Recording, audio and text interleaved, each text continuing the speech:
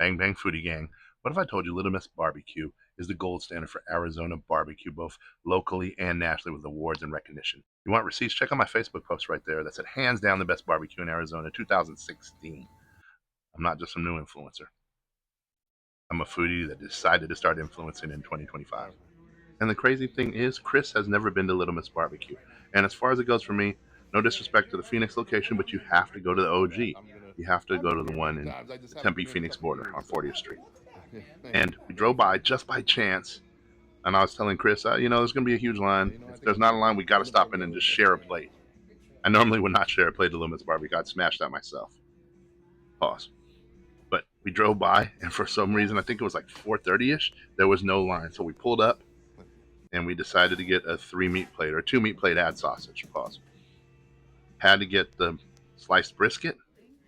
Had to get the burnt ends, and they suggested I try the 707 sausage. 707, say it backwards. That's my area code back home. It has nothing to do with area codes, Vallejo, Northern Cali, nothing like that. It's something, an inside thing for them, but they said it was amazing, so I had to get the 707 sausage. And then, of course, we had to get the jalapeno grits, some of the most amazing grits ever to me. And then also their beans, which are special. They're not just some soupy barbecue watered down beans.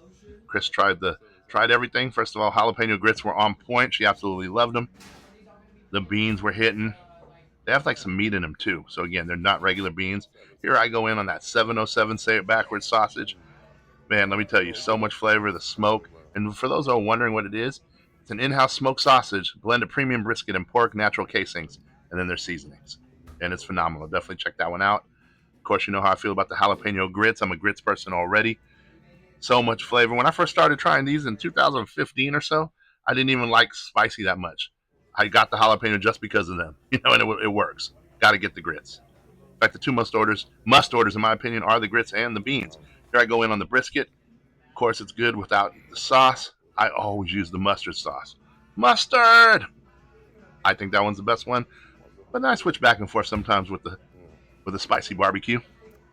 But yeah, their brisket is A1. So tender, smoked, full of flavor. They put so much hours work behind the scenes early in the morning smoking that. And typically they sell out daily on that. Here we go, the burnt ends. This one was interesting. I'm telling y'all, this was, I'm not always the biggest burnt ends fan. I am when I go to Texas.